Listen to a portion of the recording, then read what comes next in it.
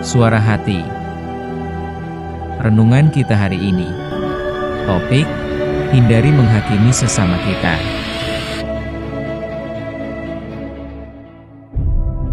Dan jangan lupa saudaraku, untuk membagikan renungan ini kepada orang lain, agar mereka juga mendapatkan kekuatan rohani di dalam Tuhan. Kiranya saudara diberkati oleh Tuhan kita.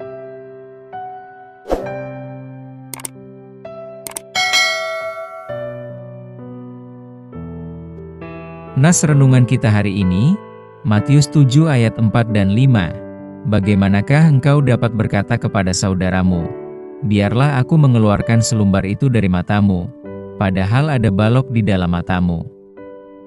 Hai orang munafik, keluarkanlah dahulu balok dari matamu, maka engkau akan melihat dengan jelas untuk mengeluarkan selumbar itu dari mata saudaramu. Saudaraku, dalam ajaran budaya Batak, ada perkataan, jolo niharat bibir, asa nihatahon, yang artinya pikirkanlah terlebih dahulu, sebelum diucapkan.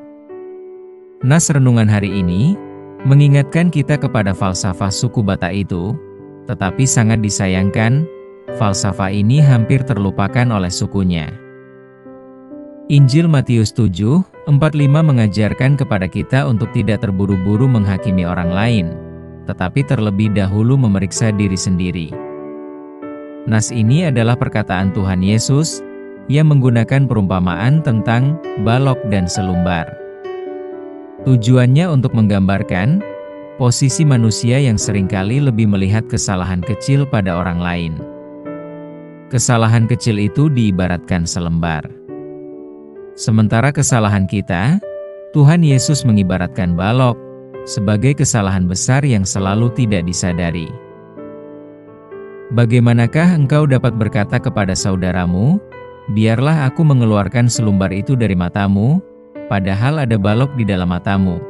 Matius 7 ayat 4. Nas ini menyoroti ketidakadilan dan kemunafikan seseorang dalam menilai orang lain. Sebab bagaimana kita bisa dengan mudah mengkritik kesalahan kecil orang lain, padahal kita sendiri memiliki masalah besar yang belum kita atasi? Hai orang munafik, keluarkanlah dahulu balok dari matamu, maka engkau akan melihat dengan jelas untuk mengeluarkan selumbar itu dari mata saudaramu. Matius 7 ayat 5. Nas ini lebih menekankan pentingnya introspeksi dan memperbaiki diri, sebelum kita mencoba memperbaiki orang lain.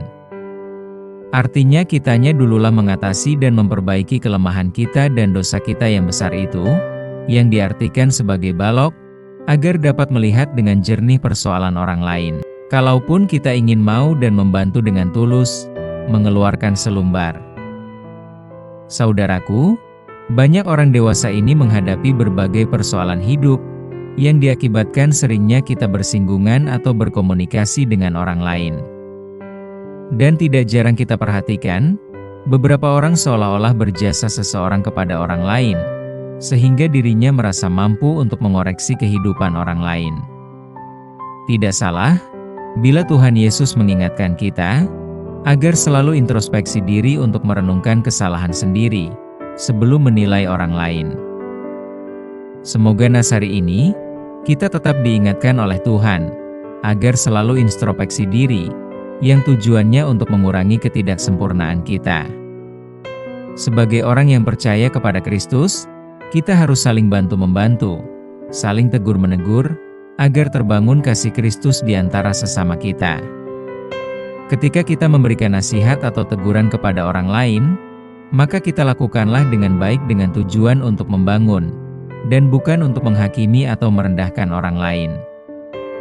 Pesan Tuhan Yesus hari ini, memperbaiki diri sendiri lebih utama, sebelum membantu orang lain. Dan sebagai kesimpulan, dalam Injil Matius 7 ayat 4 dan 5, adalah mengajarkan kita untuk tidak menjadi hakim yang munafik. Tetapi jadilah pribadi yang rendah hati. Introspektif diri terlebih dulu adalah lebih baik guna membangun karakter Kristus dalam kehidupan kita, sebagai modal dalam berinteraksi dengan sesama. Dengan pesan Tuhan ini, kita dapat menjadi saluran berkat bagi orang lain dan membantu mereka bertumbuh dalam kebenaran Kristus. Amin. Saudaraku, topik doa kita hari ini, kepada saudara seiman kita yang terkena PHK, agar terjadi penyelesaian tenaga kerja yang seimbang. Salam persaudaraan, Tuhan Yesus memberkati kita.